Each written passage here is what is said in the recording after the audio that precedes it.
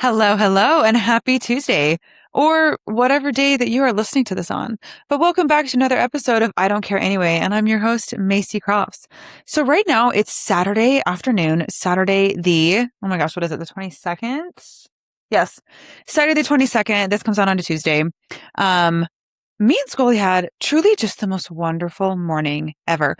I do the same thing almost every single Saturday. I usually try to sleep until 8. That didn't really happen today, but I try my best. And then me and Scully get up, I change my clothes, do my skincare. Scully goes outside to go to the bathroom, he eats breakfast. And I don't know what it was. We just had the most lovely morning. We sat on the couch and just like hung out for like 30 minutes because I didn't need to be to the studio until about 9:45-ish. Just didn't have my phone on me very much. We went on 2 walks. Like we went on his initial little just woke up, go to the bathroom. And then we went on a walk and it wasn't super hot yet. It was just so nice. And people were outside. And then my neighbors, actually, I don't really know if they're my neighbors, but I live right next to a park, like right next to a established city park. And there's a big banner up that said that they were doing a 3.5K. First off, what is that? A 3.5K? Okay, so a 5K is 3.1 miles. So a 3.5K is like 2 miles, like a 1.75. I just thought it was a really interesting unit of measurement for them to be doing for a race that morning.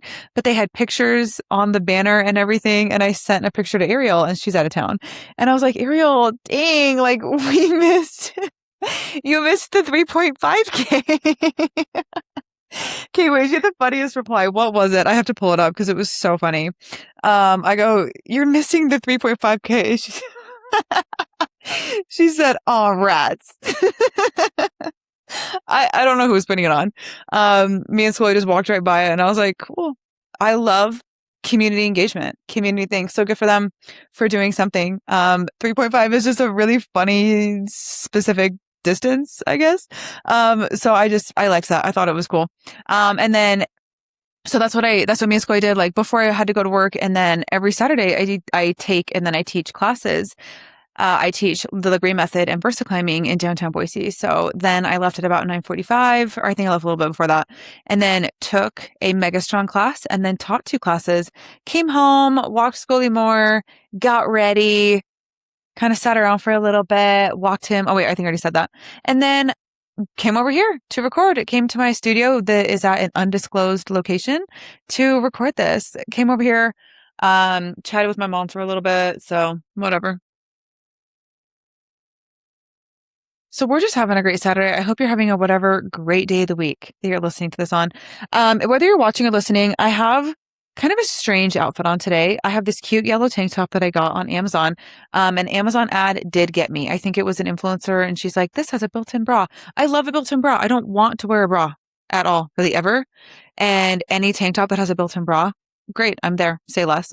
Abercrombie and Fitch right now. I have 2 colors of their line. It's ribbed and it has a built-in bra and it's the cutest tank top. Well, I have this yellow one that I've really been liking so far. I got it this week. And then I have on green cargo pants. I don't really know what the decision making on the pairing was there. I do think it's kind of strange. I'm okay with it. I mean, I think I look fine. Mm, I think I'm kind of dressing like how I see some of the kids these days dressed. Okay, and I'm 28. Like, I don't need to be dressing like I'm 18, but that is kind of the vibe I have right now. And if I wanted to really, really channel the energy of the kids that I see out these days, I would have on super low, these cargo pants would be super low waisted on me to like where my belly button shows. And then my tank top would actually be perfect for what this vibe is. I just like always see them out and I'm like, what are the kids wearing? What are the kids wearing these days? What are they wearing? What are they saying? So I love my hair and makeup today. I just kind of do feel like my outfit is a little weird. It's a little interesting, if you will. Okay, also another observation I've been making lately is I have been receiving what's the word? An alarming amount of hot dog memes. Like every time I get on Instagram, someone has sent me a hot dog meme. And there was one where someone was floating around on a tube in a pool in a hot dog costume. And it was like when no one will play hot dog with you instead of mermaids. And I have a hot dog costume. I have a friend with a pool with a floaty. I could have done that. And I just get kind of mad when people think of funny things before I do, you know? I could have easily made that happen like tomorrow, right? Like yesterday. I could have made that happen in like an hour if I really wanted to. So I just hate it when someone else is creative before me because then I don't want to copy it. Obviously, I can do a trend. I've done multiple trends, right? But content like that, I'm just like, dang, yeah, I wish I would have thought about it first, but I'm going to let her have it so she can keep it. But thank you for sending it to me. I think it was Calista that sent it to me, but I have really been getting so much hot dog memes. Like Ariel sends me a bunch. My sisters do, other friends, like a lot of friends from college do. Some of my old students do. I think I've made this like hot dog thing like a little too much. Not actually, no, nothing about me is too much, but at least I don't think so. And I'm okay with the like, I'm not trying to discourage you guys from sending me them. In fact, please send me hot dog memes. Please do not think that I'm saying don't send them to me. I'm just saying it's been a really strong observation of mine lately that I have been receiving a really, really strong amount of hot dog memes. So that's all I'm trying to say is like, just keep it coming. Also, wow, I'm really impressed at the amount that I get. Okay. Something else I want to say before we get into today's topic. Oh my gosh, I'm so excited about today's topic. I'm so excited. It is like the cutest, funnest topic ever. Okay. I had to do copious amounts of research for this. It's going to be so good. Okay. But before we get there, I just want to say that you guys loved the demographics that I ran a couple weeks ago. I basically told my audience who they were, right? What is that called in theater? Like breaking the fifth wall, the third wall, the seventh wall? I don't really know. Whatever wall it is that you're breaking, in theater, where you like address the audience by themselves. I guess it's kind of a weird thing to do. I don't know, but I ran the demographics and let you guys know what the majority of my audience is. And I just got a couple messages about like, hey, I fit into this one. I fit into this one. Or, oh, I'm in the majority. I figured I would be. It was really fun. So I like that you guys enjoy learning about who you were and I guess what brought you here. Okay. So now for our favorite segment, Notes app. I found this one and I'm obsessed with it. I know exactly what time of year this was. This is so September 18th of 2024. So about 2 years ago. And I know that I was writing these thoughts down a little bit before that, but I would just keep randomly adding to it. So I'm excited about these. It's three different thoughts. And again, I guess this was like kind of coming out of my divorce, but it had been a little bit. So I don't know. I think they're good notes. I wish I could be more specific about what was going on, but whatever. Here we go. First thing says, let it hurt you and then let it go. And I think a lot of this has to do with other people's behavior. Like you can let other people behave any way they want to behave. Let it hurt you if it needs to, or you don't let it hurt you. And then let it go. So I guess that's going to go either way. But if someone's going to purposely hurt you and if you're going to let it, cool, let it hurt you, but then you have to let it go. That's all it is. Okay. Next one is, it is impossible to control anything that happens to you in this life. So when things happen, they're happening for a reason and it's up to you to decide what is the best course. I've been saying this so much these days, but you have to play the cards that you're dealt. It's like not an original thought. Okay. I know that other people have said that. I know that that is a common thing to say and that it's kind of oh my gosh, is it an idiom? Is that the word where it's like common sayings? Whatever's going to happen to you is already pre-planned to happen to you. You know what I mean? There's tragedies in your life that are going to come up that you don't even know of yet. Unfortunately, I'm sorry, I'm not trying to make you anxious, but as someone who is a severely anxious person who has never lived a day in their life without anxiety, these are just the thoughts that I live with. So sorry. Now you guys get to hear them. Whatever's going to happen to you is already going to happen. You can't prevent things from happening. You can change your reaction. You can change other things. You cannot change what is going to happen to you. So when they do happen, they are happening for a reason. And then it is up to you to decide how you're going to react, how you're going to handle it. So that was the second one. And then this one I love.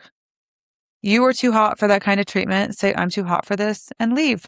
We can apply this to many things. I think it's pretty obvious what this is going to apply to, but I'm too hot for this. It's super simple. Like, I'm too hot for this. I gotta go. Sorry. Like, I'm not supposed to be here anymore. I'm too hot. I have to go. So say that anytime you need to. Okay, we're going to dive into today's topic. I'm so excited. Okay, today's topic is the lessons that we have learned from rom-coms. And let me be so specific. It's going to be the early 90s into early 2000s rom-coms. That was the time for romantic comedies. They were so good. They were sweet. They were endearing. They had good messaging all around. We're not just going to talk about dating today. Okay. I know I talk about that a lot. We're not just going to only talk about dating. Of course, it's going to come up, but we're going to talk about so many different themes today. And all of these movies have such wonderful themes and lessons that you can learn that might not be super obvious and might not be super strong on the surface. And, I'm sure the director intended for these lessons to be learned, but even as I've gotten older, the lessons become significantly stronger and more apparent. And I feel like when I was doing research for this episode, I did go through and watch a couple different movies.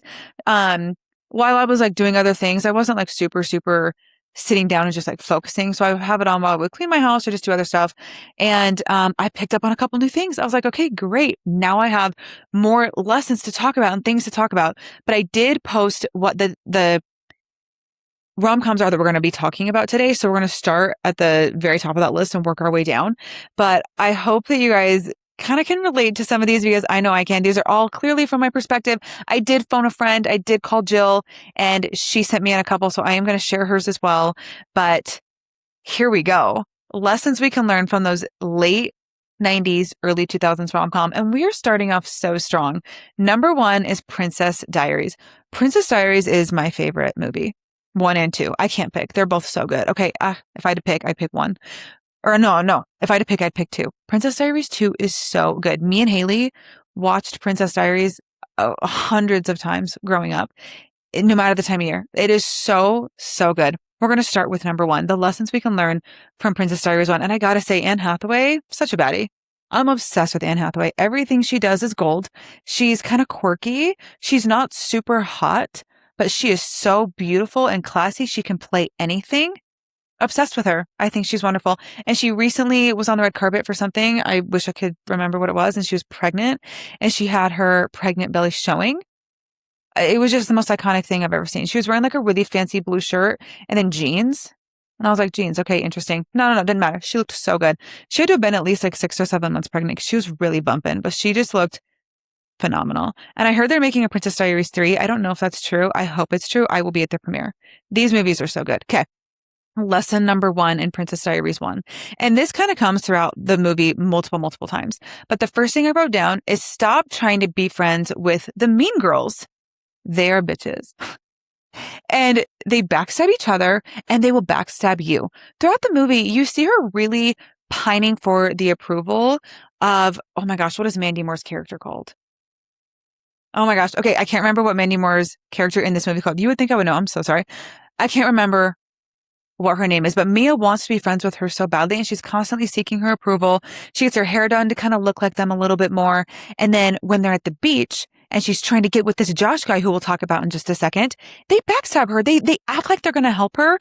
And then actually they're trying to basically make money off of TMZ. It's already come out that she's a princess or that she's at least the next heir to the throne of Genovia. By the way, Genovia is not real. Okay.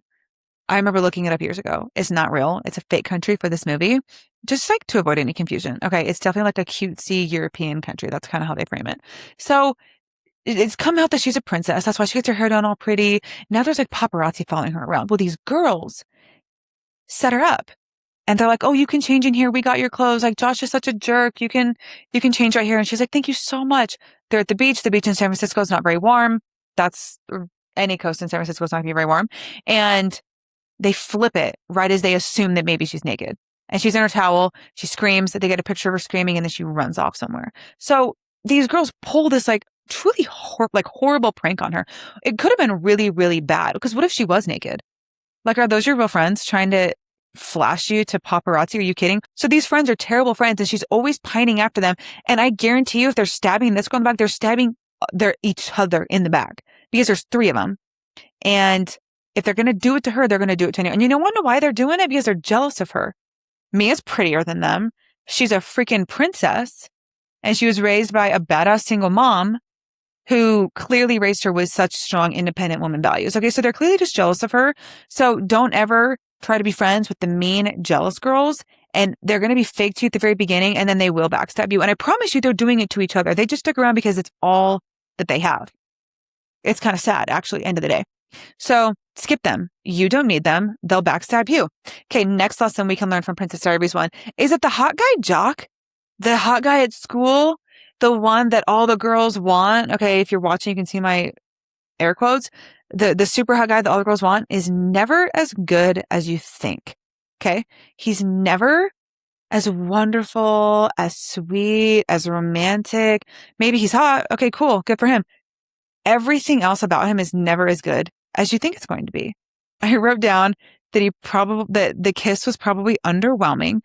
So before she goes to this beach party, she's so excited to kiss Josh. She's like, my foot's going to pop. She has this foot pop kiss thing, which is so funny because I'm like, that's the last thing I've thought about. But she's like so concerned about it. She's really excited about it. Well, then the kiss happens. Well, guess what? Her foot is stuck in a fishing net and it's not as romantic as it could have been. And then she like falls and sits down. He sits down right across from her. Oh my gosh. Then he puts his foot on her knee and he's like, you can give me a foot massage. I can't think of anything more unromantic than that. Someone putting their feet next to me. Get your dogs away from me. I still stand where me and Macy talked about this a couple of weeks ago, that we think that it should be illegal for men to show their feet or wear flip-flops. And I understand that like sometimes you go to the beach. Well, we think that every beach should have a check-in, check-out system. So if you're a man, you're going to go to the beach, you can go to the beach flip-flop center. Every beach has to have one where you can trade in your tennis shoes, your sneakers, whatever, and they'll give you flip-flops. And then when you leave the beach, you have to trade them back in and you can put your tennis shoes back on. Other than that, it is never acceptable for men to wear flip-flops.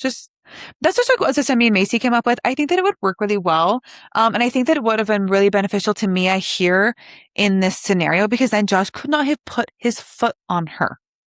Puts his foot up, resting on her knee. He's like, give me a foot massage. And I'd be like, you just kissed me. My foot got stuck in a net. I fell and sat into like a wheelbarrow, basically.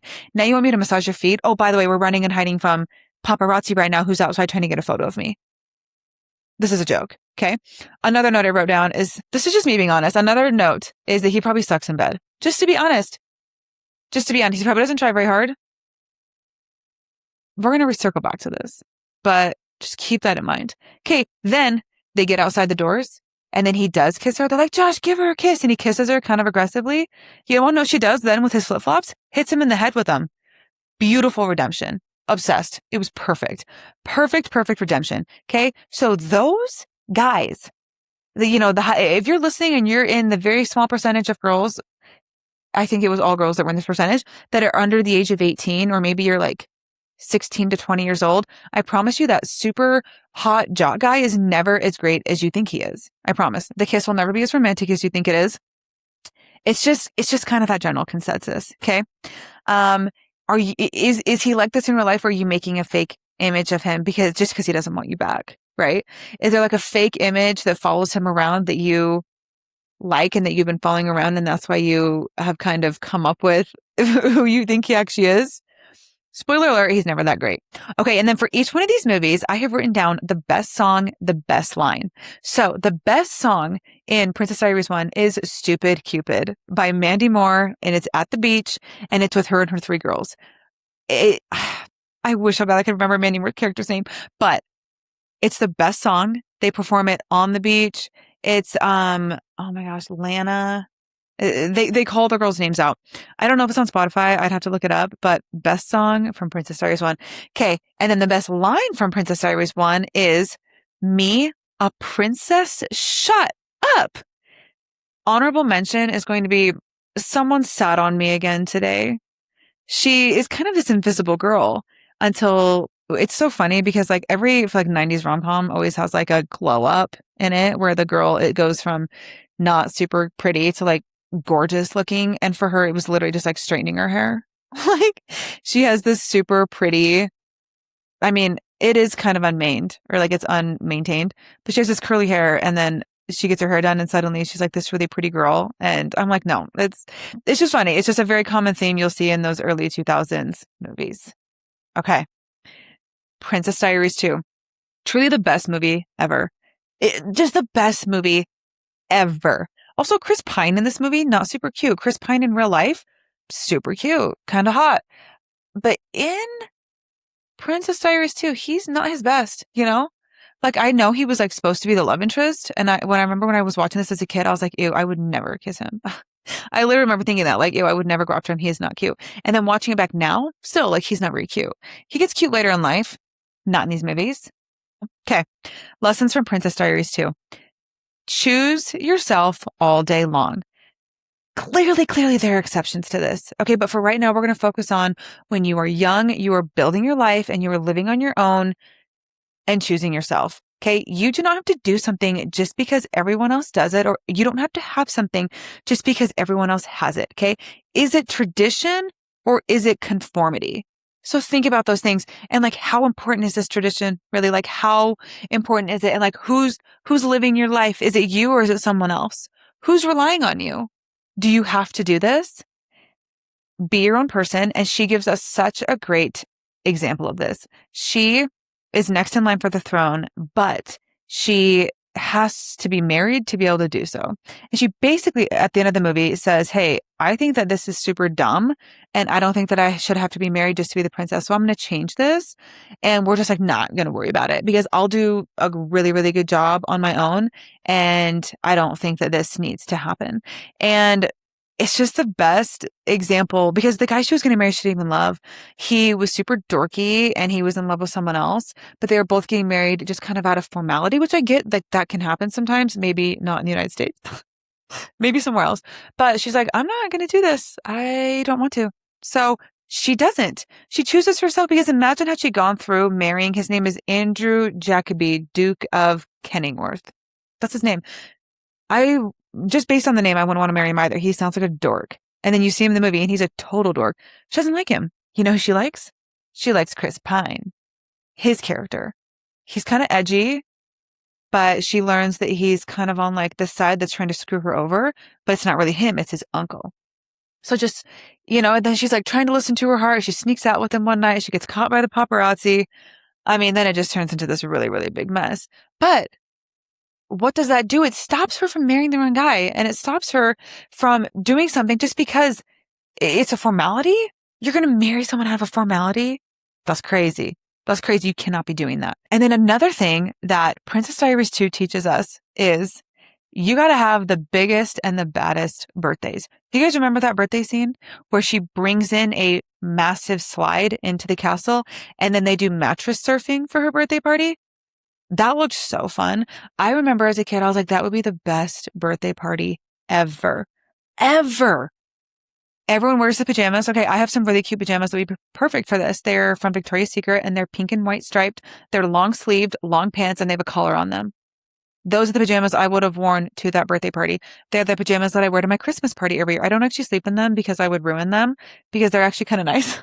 They're just like performative pajamas. Does that make sense? She has the best birthday party I've ever seen. And I talked about this, and I think it was my second episode ever about how I plan my birthday party every single year because it's my birthday party. Like I want to do what I want to do and I want to invite who I want to invite.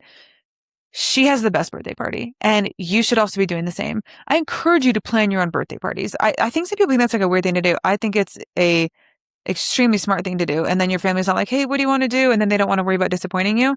Great. Plan your own. Also, I don't know how old she's supposed to be. I'm having a hard time remembering. I want to say she's like 24, maybe 25. I don't think she's in her 30s in this movie. Let's say in this movie, she's like 32. Imagine having that birthday party at 32. How awesome. Have the biggest and the baddest birthday parties, no matter the age you're at. Who cares? It doesn't matter what age you're at. Have any kind of birthday party and you don't have to be turning 50 or 40 or 30 or like 21 to have a big and bad birthday party. Okay. Have them at any age. Okay. The best song from Princess Diaries 2 is Breakaway by Kelly Clarkson. She's walking in the parade. She's doing things her own way. This is the first time we see her say, okay, I'm going to do things my own way. She sees these boys picking on this girl. They're kids from the orphanage. She stops the entire parade. The whole parade through the street. She's like, stop it. Literally pause it right now. They pause it. And she goes over, tells these boys to stop picking on this little girl, grabs the girl, and then they walk in the very front and they lead the parade together. She gives this girl confidence. She gives herself confidence because it's just the very first taste she gets of doing things the way that she wants to do them. And then Breakaway by Kelly Clarkson comes in and it is truly a cathartic, just beautiful, beautiful moment in this movie. I think anyone who's seen it can agree that that is one of the most powerful scenes in the entire movie of her kind of finding her own voice. So I love it. That is going to be the best song and it goes along with the best moment. Okay. Best line of this movie. This is at the very, very end. She is at her own wedding. She's in a wedding dress and everything. She goes up to the stand and she goes, "So I'm not getting married today." And this is the line that I wrote down. "A few moments ago, I realized the only reason I was getting married was because of a law. And that didn't seem like a good enough reason. So I won't be getting married today." And everyone gasps and they're like so shocked by this. And then she explains that she's watched her grandmother choose other people for so long and that it's not time to do that. And then it ends in the best way possible. Her grandmother, who has been widowed for, oh my gosh, I mean, years, it had to have been 20 years at this point that she has been widowed. She finally gets to marry her security guard, Paulo. Is that his name? Paulo, who they have been in love for such a long time. So they take the wedding and they end up getting married instead. So you still end up with a little bit of love. There is a wedding in the end. There's still kind of like that rom-com happy ending that you're supposed to have. It ends in the best way possible. Okay, on to the next one. How to Lose a Guy in 10 Days. How to Lose a Guy in 10 Days is a magical, magical movie. It is so, so good. I can watch How to Lose a Guy in 10 Days any second of the day, any time. Like if I'm on a plane, How to Lose a Guy in 10 Days, they're beautiful. I'm putting it on. It just never gets old. It's just the best movie. Okay. And young Matthew McConaughey, he's so cute. And I love how the women in this movie are so natural looking. They're in their 30s, probably their early 30s. And I just love how they don't all have fake eyelashes on. They don't have fake lips, which I'm one to talk. Okay. Sorry. I just love the way they look. I think they're so naturally beautiful. And Kate Hudson is just exquisite. I mean, it is just the best, the best, the best movie. Okay. First lesson we can learn from How to Lose a Guy in 10 Days is show them how crazy you really are.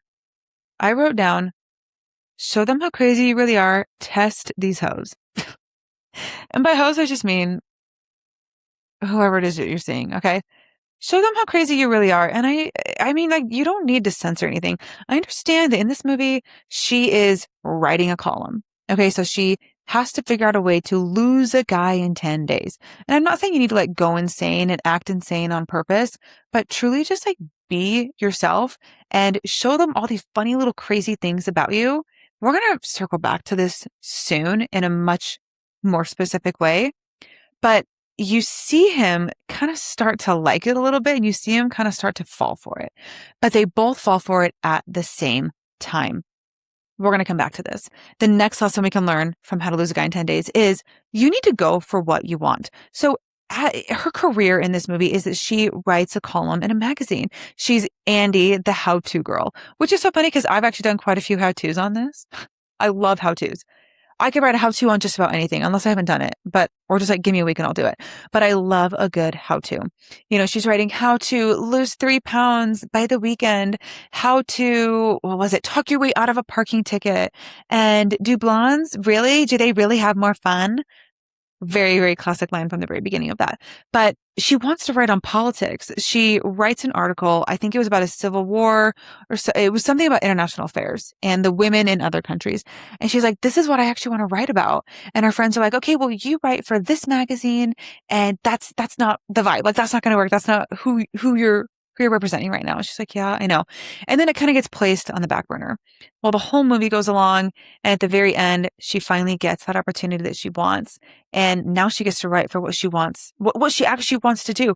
So the lesson we can learn that is go for what you want. Stop settling, whether it's men, career, yourself, if you have fitness goals, whatever they are, because anything is attainable. Truly, anything is attainable. I've had a lot of people tell me, like, I don't know how you gained 100 pounds and then like lost it.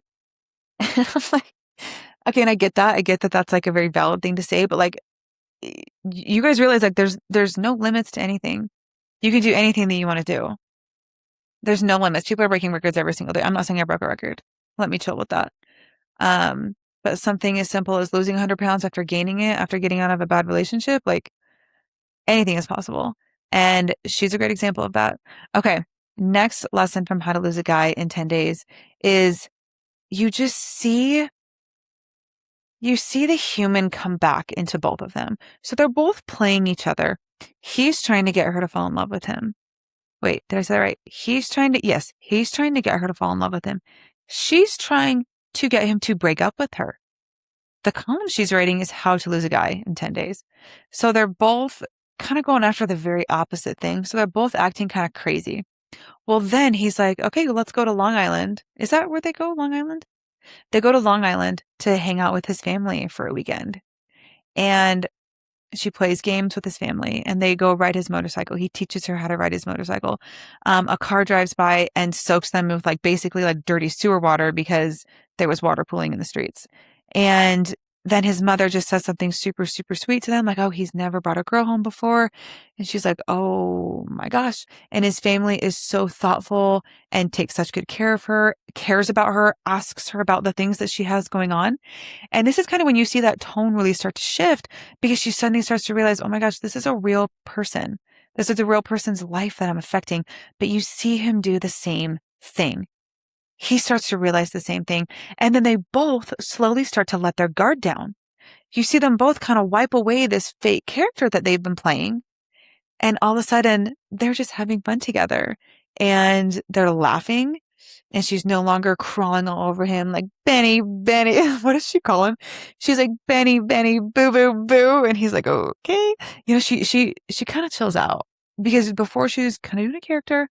Now she's just being who she is. And that's when they really both start to fall in love. And I think that's when they both realize, okay, this is compromised because now I actually really like him. Now I actually really like her. So some of the other lessons we can learn is, can you have fun with him? Can you let your guard down around him? That was huge. They're both playing each other. And then all of a sudden it's like, wait. This isn't how it was supposed to go. Now my guard is down. Now I really like him. And I can tell he's doing the same. And, you know, they both don't know that they're playing each other, but the human kind of got thrown back into both of them. So focus on that. Can you let your guard down? Can you be real? And that ties into the very first point. Can you show them how crazy you are? In the best way. Okay. The best song from How to Lose a Guy in 10 Days is Feels Like Home by Chantel Kravascu. Okay. Sorry. I don't really know how to pronounce it, but that is the best one. The other one is a Keith Urban song. It's when they're on his motorcycle running around. I didn't want to write that one down just because it's like so incredibly basic, but I ended up, but that's just, the Feels Like Home song makes a lot more sense when you listen to it. Okay. And then the best line, I already said it, but it's Benny, Benny, boo, boo, boo. And she's like being so crazy. Oh, I guess you know what? The other best line would be, you don't care about our love fern. And she starts crying because she doesn't care about the fern she brought over. And she's crying like she's 5 years old. I mean, she's throwing a literal temper tantrum. Like, this is so funny. It's so funny. If you've been needing a good movie, like just watch How to Lose a Guy in 10 Days. It is so good. They just really don't make movies like this anymore. It's devastating. The rom-coms now suck. I'm going to get into why they suck, but not right now. Right now, we need to dive into, oh, this is the best one. She's the Man. I've said that about all of them. I'm so sorry. But She's the Man. Kate, did you guys know that She's the Man is based on The 12th Night by William Shakespeare?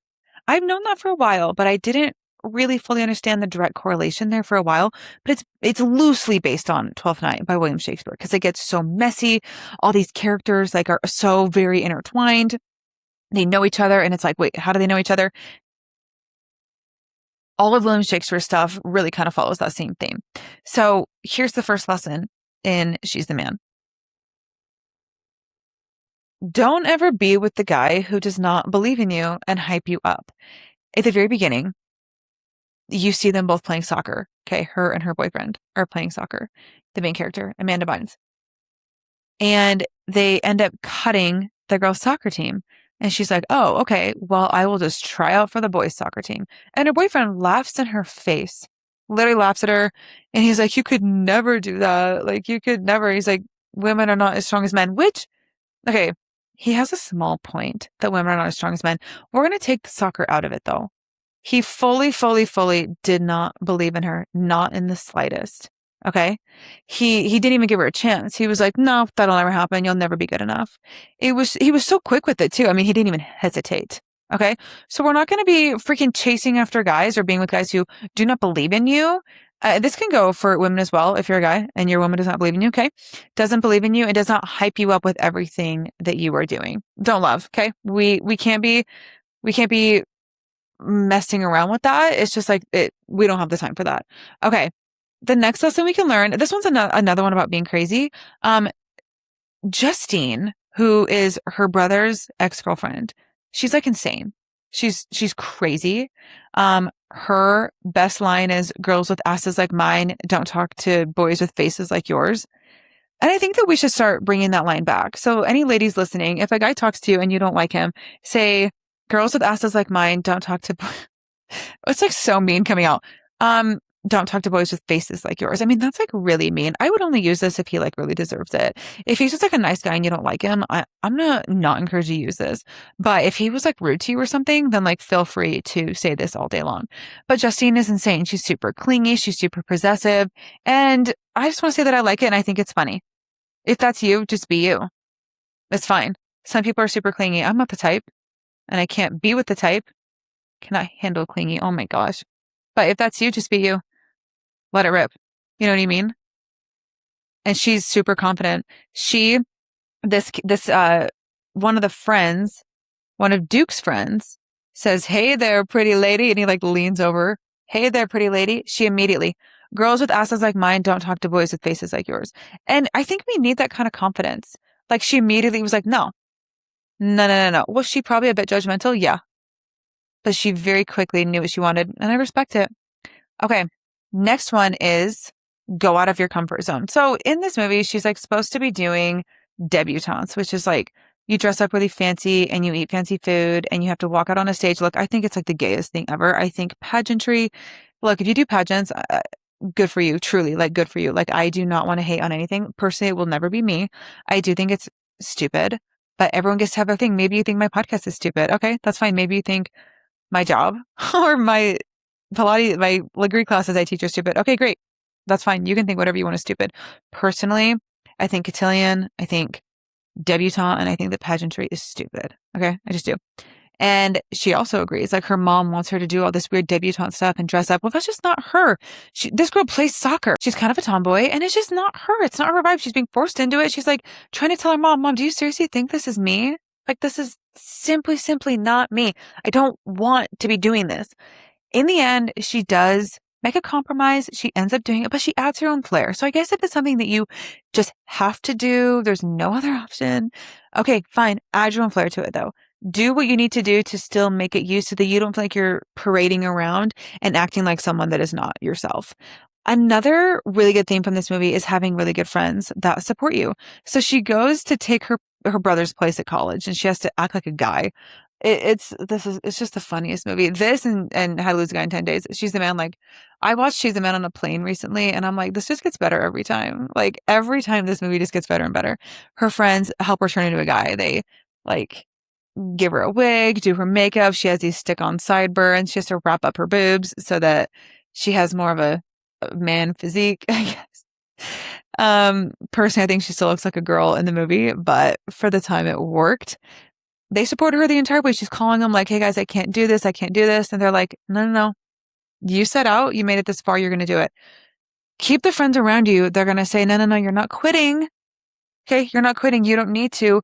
You can do this. Stick with it and give it another chance. She sticks with it. She gives another chance and it does end up working out so well for her. Keep friends like that around. They will be game changers. Shout out to Jill. Jill has always been like this with me. She has always been hyping me up with anything I want to do. I remember I told her about this podcast probably like 2 weeks before it launched, which was very, very late in the game because I'd been planning this for like a year. I mean, many years. And then I finally was like, "Hey, so I'm going to do this, but I really want you to be on episode 3. And she was just so excited. It was like no questions asked. She's like, "Let's go. This is perfect. I'm so excited for you." You need to keep those people around because it kept her going. Okay. The best song in this movie is Forever by the Veronicas. It's at the carnival scene where she's switching her outfit like 100 times. She keeps going to the porta potties, which you, and she's switching her outfit because she has to pretend to be her brother and show face, and then she has to be herself and go to the kissing booth. And so the song Forever, it's the number 4 ever, and it's by the Veronicas. It's so good. I don't know what the Veronicas are up to now. I know they had a couple really big songs, and that was it. But it's so good. Okay. The best line. This one was so hard to pick. I've already said a couple, but I had to write down 3 because they are so good. Okay. The first one. "Does he have your number? 1-800-BIAT?" Again, we got to bring this back. We have to bring this back. Does he have your number? 1-800 biatch. Girls with asses like mine don't talk to boys with faces like yours. This is one that I say all the time. Can't get a chick to shut up. Anytime my mom and I are on the phone too long, or like Sadie or my sister, literally any girl is like talking forever. I'm like, can't get a chick to shut up. It always matches. Like it always works. It always works. Me and Jill say this one a lot too. Okay. And then the next one, this one, I think this is probably the most famous line from that movie, but it's when I close my eyes, I see you for who you truly are, which is ugly. I don't know how she says it like that, but she's like trying to talk in her boy voice, which is not very good. But Justine, when my eyes are closed, I see you for who you truly are, which is ugly. So funny. And she's like, has these beer pitchers in front of her face because she's trying to hide from Justine because Justine would see that she is clearly not her boyfriend that she is searching for. So such a good movie. This is bringing back so much nostalgia. I have to go binge all of these movies again. I watched a couple, but like now I'm like, yeah, I gotta go watch them all over again. Okay. Next one is When Harry Met Sally. Okay, shout out to my roommate from college, Savannah. She introduced me to this movie. I had never seen it. And then I watched it for the first time with her freshman year of college. So 11 years ago. This is the best movie. Okay, I've said that every time. You know what? I mean, I'm going to stick with it. When Harry Met Sally is the sweetest, funniest, and cutest movie, and it has so many good lessons. I think this one might have the longest amount of lessons that I have learned from any of them. Okay, the first one is right person, wrong time. I think that this can really be applied. I'm not going to say that you need to call your ex from a couple years ago and be like, okay, now it will work. But sometimes wrong person, wrong time, or right person, wrong time does kind of apply. I think that there could be the right and the wrong time for a certain person. Like, let's say maybe you dated somebody in high school and then you start dating them like 10 years later. I don't know, 20 years later, whatever it is.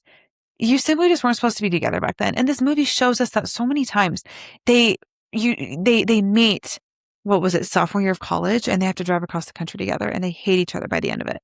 But clearly they get to know each other really well because they didn't have a Spotify back then. Could you imagine? When I drove from Texas to Idaho because I was moving, I can't even imagine doing that without Spotify. I would have lost my mind. I mean, I wouldn't have known any different, but that sounds like hell. So they didn't have Spotify, so they had to just like talk to each other. And the biggest conversation that they keep having that they just can't get past is, can men and women be friends? He says no. Harry's like, no, men and women cannot be friends. They always want to end up having sex, and it just like, it can't happen. You can't just be platonic friends. And Sally's like, yeah, you absolutely can be. I have plenty of male friends that I don't want to sleep with. And he goes, well, do they want to sleep with you? And she's like, and he's like, right. So I guess they both kind of have strong arguments on both sides, but that's the whole, like one of the reoccurring arguments and themes in this movie. But they meet so many different times throughout their life. And at one point she's engaged. At one point he's married. And they come all the way back around. Let's talk about what everything that happens in between, because there's so much in between of them meeting for the first time, driving across the country, and then them getting together. There's truly so many things happen. Okay. The first lesson we can learn is that sex will complicate everything right away. Whether you want to admit it or not, sex is not a carefree activity. It's just not. There are so many implications involved, and it complicates things immediately. And you see this because they've known each other for years and years and years. They've gone back and forth for years. He's been married. He's divorced. She's been engaged. She broke up with him. And they sleep together, and it's, gosh, probably 2/3 through the movie. And after, she's like all cuddled up to him, and he just lays there staring at the ceiling. His eyes are so wide, staring at the ceiling, and you can tell he's just terrified. And then he immediately is like, I have to go. And he just scurries out of there. Not because it was like a hit it and quit it type of situation, but because he goes, what have I done? Like, he knows that he immediately just complicated things. Obviously things are different for men and women, but he knew right away that he had made a mistake and that it complicated things. So I mean, I'm not going to elaborate anymore on this. I'm not going to tell you what to do. You can do whatever you want, but it's okay to take ample time and to make sure that this is exactly what you want to do, and understand sex has consequences, right? I'm not trying to sound like your health teacher or your mom. Sorry. But that's just like a fact of life. That's inescapable, is that sex will complicate things. And I like that this lesson was learned in that because it changes their entire dynamic and they have to have this huge discussion about it and it complicates things and they have to kind of they have to rebuild after this. So just a good lesson to keep in mind. Okay. The next one is be as particular as you want. Now, this was a lesson for me because I am very particular. I am a picky eater. I am very particular about my nighttime routine. I'm very specific on my workouts. I like to, if I'm not teaching, I'm going to go to a class or I'm going to put my headphones on and do the Versa Climber alone. Headphones on, I just focus on myself, get my thing done. If I'm going to go to the gym, I want to go by myself.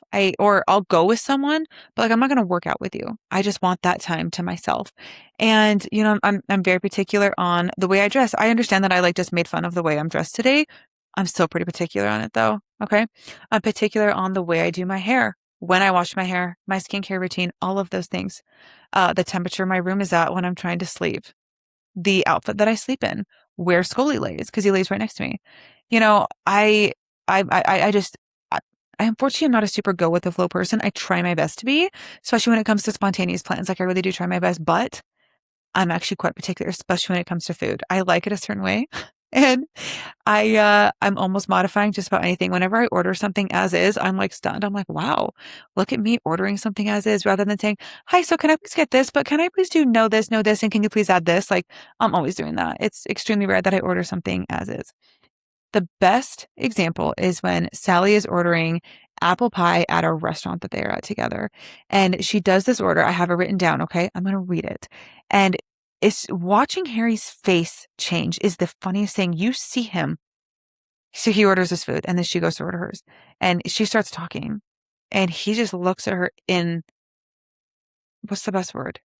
Amaze or kind of dumbfounded. He's looking at her like, is she serious? And then he realizes, oh my gosh, she is serious. This is how she is. Let's read the order. I like apple pie heated, and I don't want it heated with ice cream. I want it on the side. And I'd like strawberry ice cream instead of vanilla if you have it. And if you don't have strawberry, no ice cream, just plain, but not heated if you take the ice cream off. If you do heat it, I want the ice cream on the side, on a separate dish, not on the pie. And then the waitress goes, well, what does she say? Okay, I can't remember the rest of it. But that is a very, very particular, specific order.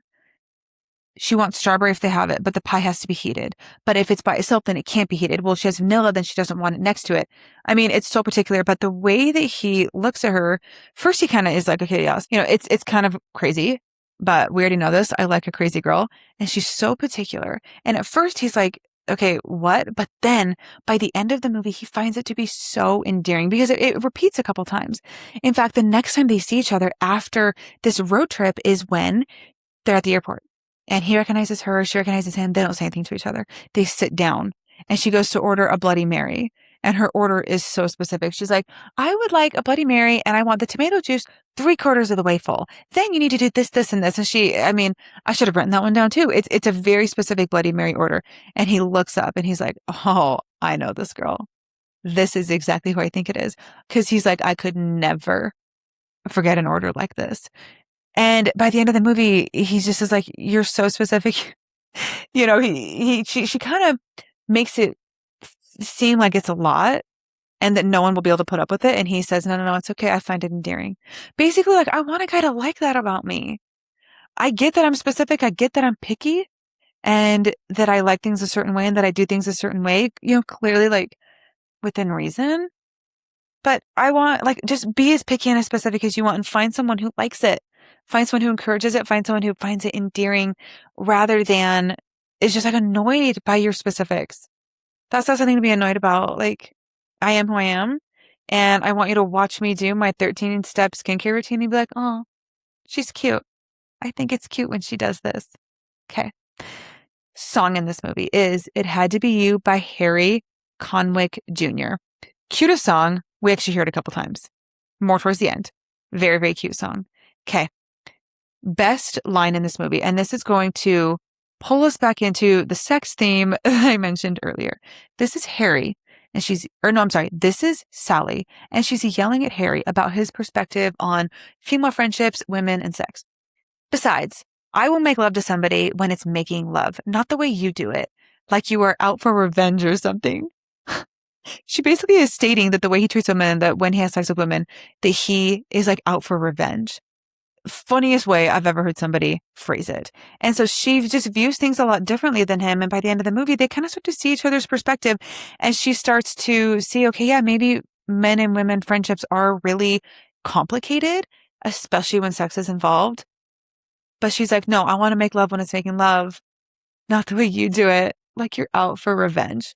I thought that was so funny, but I love seeing a mind change. I love how both of them in the end, they're feeling, you can see that they start to see the other person's side, and he has a lot to learn and growing up to do. And she has a lot to be a little bit more flexible on, to not be so incredibly uptight about. Okay. Next one is 13 going on 30. I watched this full movie to prepare. 13 going on 30 is you guys, I've said this every time. Oh my gosh, I'm sorry. Okay. But it's the best movie I've ever seen.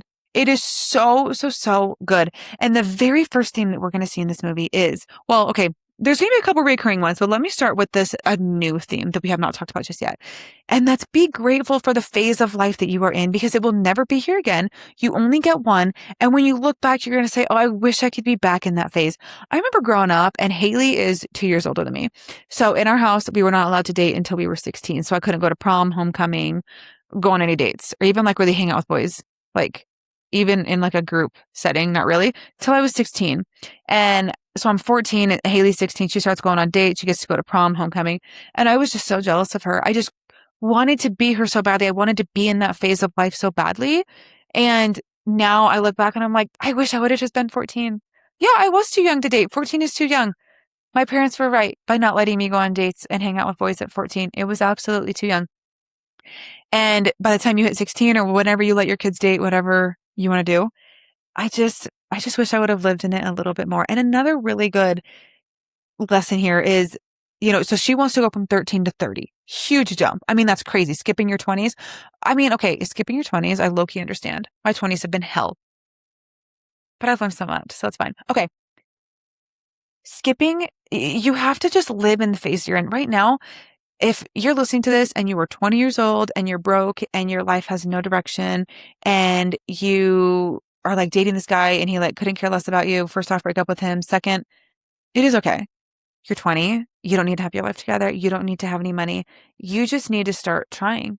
If you're in college, wonderful. If you are starting a career, wonderful. Work your way up. Work as hard as you can. Have a million side quests. Go paint pottery.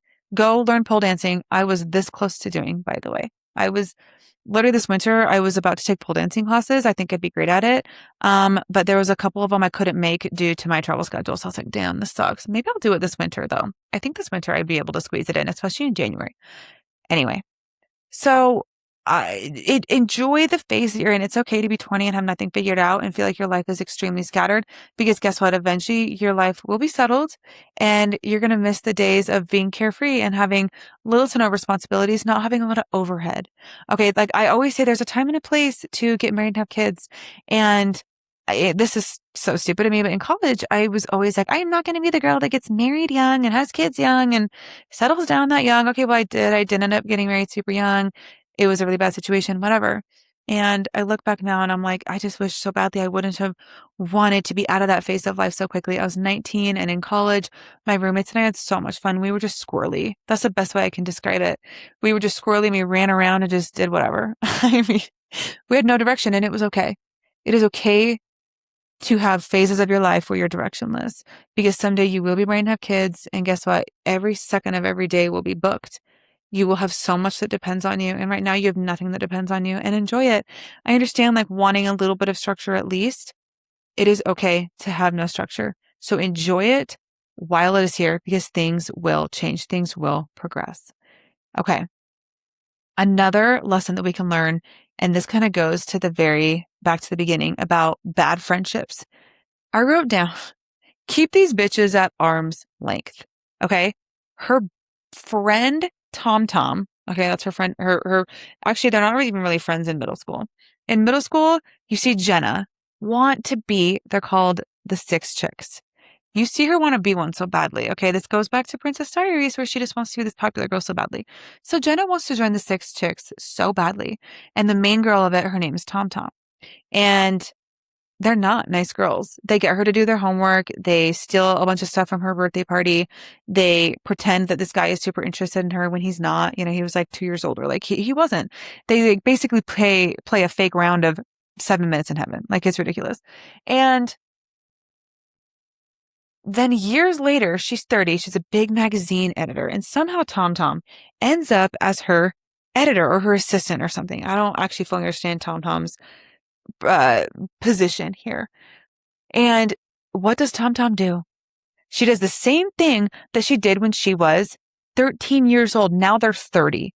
Okay. How many years is that? 17 years? Yeah.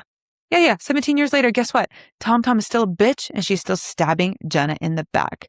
So that's why I wrote, keep these bitches at arm's length. Because if she stabbed you in the back then, I'm sorry, but it's likely that she's going to do it again. So stop wanting this fake image of people or stop wanting to be with these people just because they're popular, whatever. First off, get out of high school.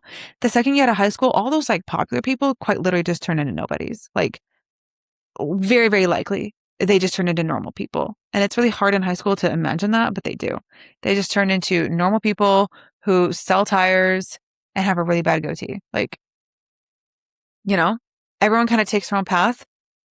And somehow this girl ends up in her life much later in their 30s. And guess what? Stabs her in the back again. So learn your lesson the first time and stop letting someone do that to you. Okay. The next lesson is go back to your roots. The friends who were your real friends in the 7th grade are going to be your real friends later on. Her friend Maddie, who was at her birthday party, he is the best friend that she has. They reconnect later in life because she goes straight from 13 to 30 and she's like, oh my gosh, wait, where's Maddie? The guy I hung out with nonstop, my best friend, where is he? She pulls up at his house. He's engaged to another woman. So it's not super appropriate for them to like hang out and stuff and get to know each other. Well, he ends up breaking up with her and then they get back together. So whatever. Sorry for the spoiler alert, but the movie's been out for like 20 years. So actually I can't really apologize for that. It's like your fault at this point if you haven't watched it. But go back to your roots. You see her run home. She has the best conversation with her mom about making mistakes and learning things.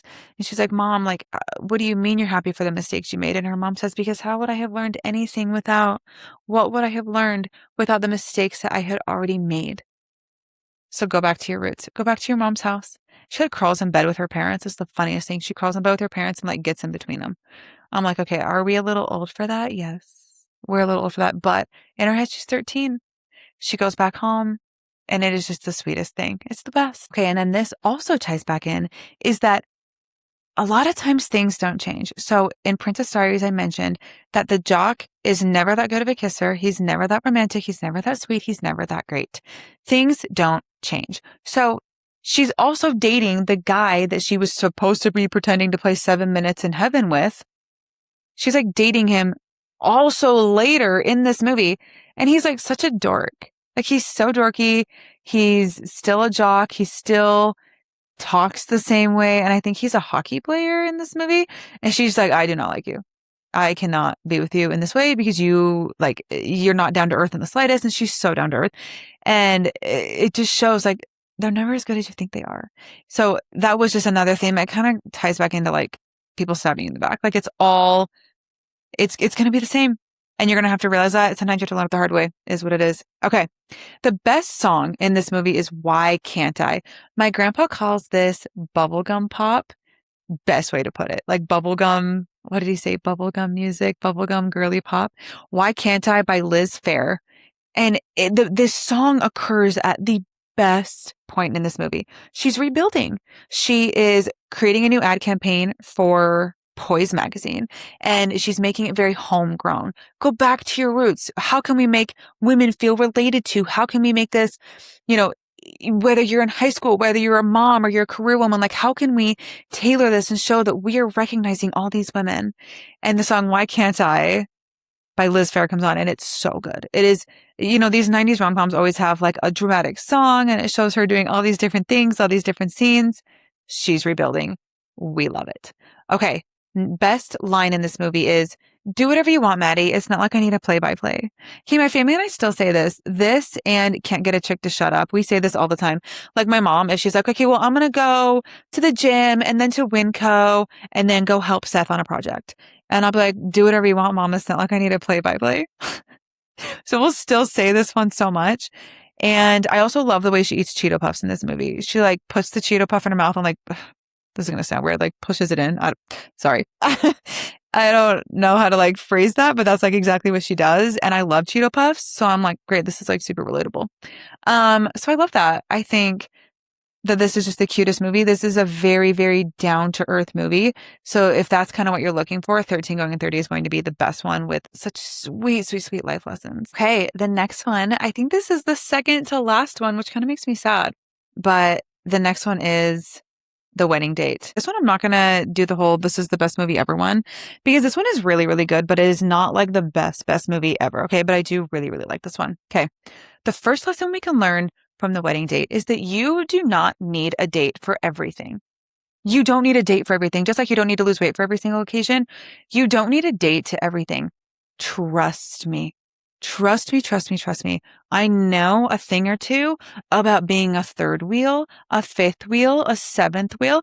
You guys, at my sister's birthday party this year, I 17th wheeled. Imagine that. Imagine being a 17th wheel at a birthday party. It was me and like, what would that number be? 7 married couples? Hang on. If I'm a 17th wheel, 16, 8 married couples. It was me and 8 married couples at this birthday party. Okay. You think I don't know a thing or two about being a fifth, third, and 17th wheel? Because I do. It gets really old. I can promise you that. Okay. So I get that. Like, I get that it gets so old, but you don't need a date to everything. So she hires an escort, which scandalous. Okay. She hires an escort to go to London with her to go to her sister's wedding. And deep down, I really do understand why she did this, because her ex-fiance was going to be at this wedding. And she's like, I just cannot show up by myself. I got to hire someone hot to go with me. And she hires this escort, not for sex, but just to be with her the whole weekend, to be super handsome, to be engaging, to just make her look good. And I get that. I get those feelings. Okay. I understand where she's coming from, but I think it would have been a power move for her to just show up and do her thing.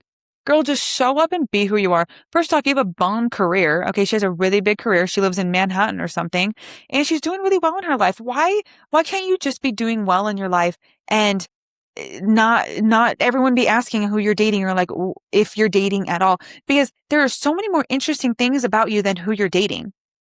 There just is. Like, I can think of so many more interesting things about myself than that. So it's like, stop acting like that's the only thing that matters. Obviously, dating is like super cool and important, whatever. But in this movie, she's acting like it's the only thing about herself that matters. And she has a job. She has a lot of other things going for her. So I personally, I don't think it's one thing about her that matters. And this movie ends good because she eventually like, he like quits his escort business and they fall in love, whatever. Shocking. Kind of an interesting turn of events. But you don't need a date for everything. Is it fun? I mean, yeah, let's be real. Is it fun? But this kind of goes back to something I said a couple weeks ago. It's better to be lonely in your own company. Wait, oh my gosh. Did I just misquote myself? It's better to be in your own company than lonely in someone else's. It just is. And she wasn't necessarily lonely in his company, but I do think that a lot of people will fall into this where it's like, I just need somebody around me. And I've definitely been in this phase before where I just like simply couldn't be alone.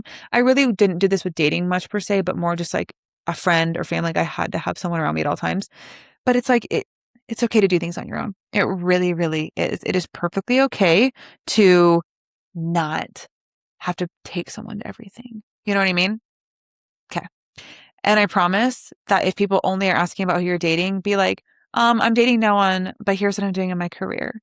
And specifically bring up your career in front of them or your schooling. Oh, I'm doing this. Oh, I'm also getting my master's degree. Like, make it about something else. I know a lot of people will make you feel like who you're dating or if you're dating is the only thing important about you. And it's not the only thing that matters about you. Okay, best song, another little bubblegum pop song is Breathless by The Corrs. This song plays when it's the very beginning of the movie. And the escort calls her and he's like, hey, I'm running late. I'm sending someone to get my plane ticket. I'll see you at the airport. She's like freaking out. She's like, oh my gosh, what am I going to do? She's running around her apartment. She's packing.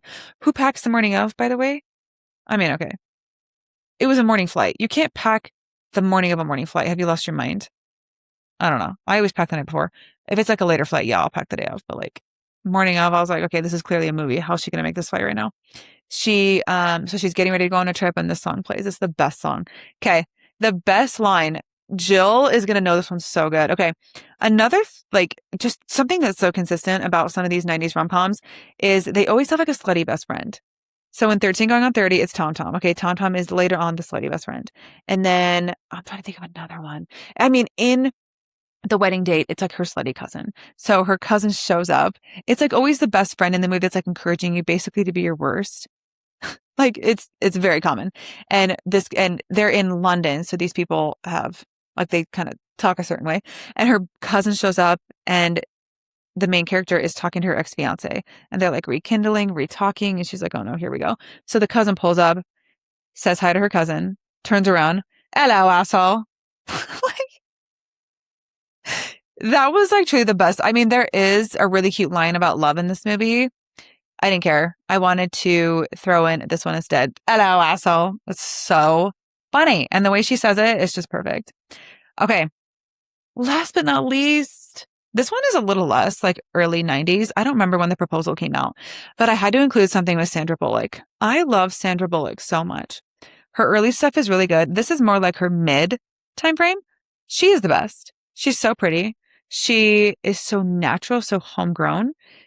This movie is a little bit different than that. Like she's not like, I'm trying to think. She's not in Sleepless in Seattle, is she? No, that's Meg Ryan. Gosh. Oh, While You Were Sleeping. She's in While You Were Sleeping. She's also in Speed. And she just is gorgeous beyond belief. This is kind of her Miss Congeniality days. Oh, she just is so gorgeous. Sandra Bullock, I love you if you're listening. Could you imagine Sandra Bullock listening to this? I'd be like, please hit me up. Like, I want to hang out. You're so pretty. Okay. The best lesson we can learn from the proposal is to see people for who they are and let people love you and do things for you. She goes with her assistant to his family's house in Alaska, and their whole fake wedding scam is going off pretty well, right? Like they have everyone convinced we're in love, and we're getting married. Really, she just needs to keep her green card. So they have to like pretend to be in love, and even though I guess they've hated each other, right? It's always that love to hate trope. Always a love to hate. We love to hate it. Okay. But then his family, this is kind of like what happens in How to Lose a Guy in 10 Days. His family just loves her. And they want to pass on heirlooms to her. One of them was the grandmother's dress. And the grandmother, Betty White, may she rest in peace, is wanting to do all these things for her. And she's like, oh my gosh, wait, I'm screwing these people over. I'm just marrying their son for a green card and then we're going to get divorced and it's going to be sad. And, I'm making a connection right now that I can't take back. And then she's like, wait, but these people like really love me. She was faking being with their son, but she wasn't really faking who she was. Like she was just kind of being herself, which was very uptight, very particular, whatever. And she just is like, wait a minute, I can't do this to these extremely good and nice people. So the lesson you can learn is let others love you and do things for you. And because that's how they show love. And you have to learn how to accept it sometimes, which me saying this is like so rich coming from me. I'm very bad about this. I'm just saying what we can learn. Okay. You think I've already learned all these lessons? No, I'm saying what we collectively can learn. Okay. So this is about me as well. This is not me just stating lessons that I've learned. I too can learn these lessons. And they're such good people. So she eventually does have to come clean with it. She just can't do it. And they love her anyway. They end up getting married anyway. And of course, I think the whole time they've been in love. I mean, whatever. It's like, when did they decide they loved each other? I mean, I guess you don't really know. Okay, but the best song in the proposal is Get Low by Lil Jon. Well, it plays for a couple seconds. So she's dancing around the fire with the grandmother doing like a seance or something. I mean, they're doing something weird, something freaky, and it is hilarious. And she starts singing Get Low to the window, to the wall. And the grandma's like, oh, yeah, okay. I mean, the grandma's like kind of confused, but she's like, I'll just go with this. I mean, Margaret knows. Her name's Margaret. Margaret must know. And so she just like joins in with her. And I love that. Thank you, Betty White. Like she just joins right in. Okay. The next best song is going to be Relax by Frankie Goes to Hollywood. This is when they go to the club and they bring out the stripper. It's the guy in town that like runs it's a very small town. It's supposed to, it's supposed to be Sitka, Alaska. And I looked it up and this movie was filmed on the Great Lakes not Washington. Oh my gosh, the Great Lakes in Michigan. So it's just supposed to kind of look like Sitka, Alaska. But yeah, the site was in Michigan. And they're in a tiny, tiny town where his family owns everything. They're super rich. She didn't know this until she gets there. And the guy, there's one guy that owns everything. He owns like the local store. He's probably the accountant. He probably does your taxes. Well, guess what? He's also the stripper. And he's hilarious. It's actually Oscar from The Office, but it's to the song Relax by Frankie Goes to Hollywood. And it is such a that's so funny. It's like hard to watch, but like at the same time, it's like hilarious and it's not even necessarily inappropriate. It's more just like entertaining and funny. Okay, well, that was my last one. I love these early rom-coms. Okay, let me tell you why the rom-coms now like really do suck. And I'm going to stand business on this. It's because they have sex so soon. That's why I don't like rom-coms right now. Like they hook up so quickly. I swear half of the romantic comedies these days start with the hookup. They meet at a bar and then they go back to her place and then they hook up and then it's like really complicated. And of course it's really complicated. Of course. You're shocked that it's complicated when that's how you started things off? Like, come on. And then the movie plays out and it's just like stupid. Truly, I think like, I don't know. The last really good one I saw was Voicemails to Isabel. That one's on Netflix. Is that what it's called? Voicemails to Isabel? That one was really cute. But let me tell you the part about that I thought was so stupid. At the very end, if you understand the whole premise of it, it's like leaving voicemails for her dead sister. He calls her dead sister. It sounds weird, okay, but it makes sense.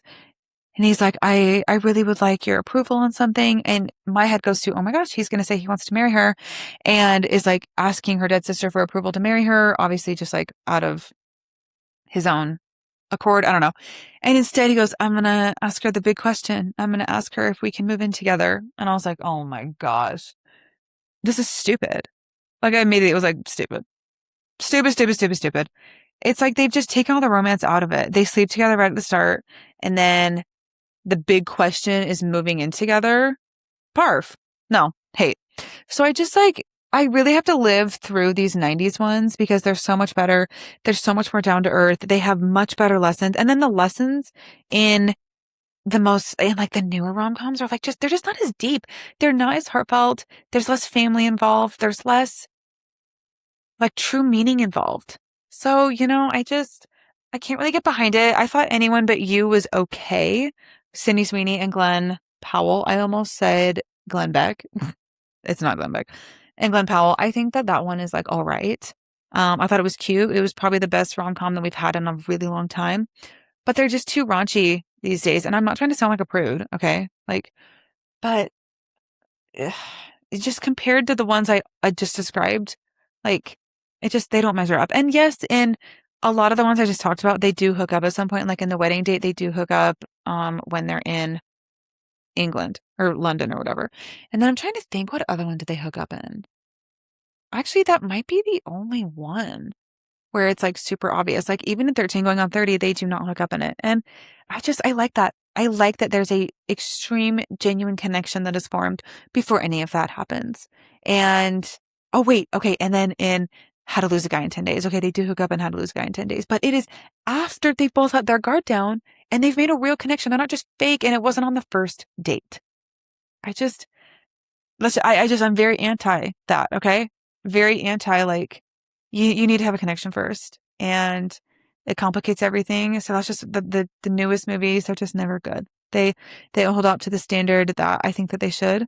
And I'm just gonna keep watching all these. Okay, I was on a plane last month and I watched Sleepless in Seattle on the way home with Tom Hanks and Meg Ryan, and it's so good. I mean, this kid is theatrical, right? He's very dramatic. He's also way too smart for being 10 years old. I mean, I'm like terrified. I'm like, how are you this smart? You know what I mean? It's just, they just don't make them like they used to. And it's okay. We have so many from the 90s to rewatch, and I didn't even get through all of them. I could have added like 4 or 5 more movies to this, but I'm already past an hour 15, which I knew that I would do. So I'm glad that I chose the ones I did and kept it where I kept it. Okay, let me know what you guys thought about this. Tell me your opinions. Did you learn different lessons from these rom-coms than I did? Maybe you took something a much different way than I did. If we want to do this again, let me know. I will pick different movies and we will run it back. But happy Tuesday or any day that you are listening to this on. Thank you for joining me to care way too much or not at all. Bye.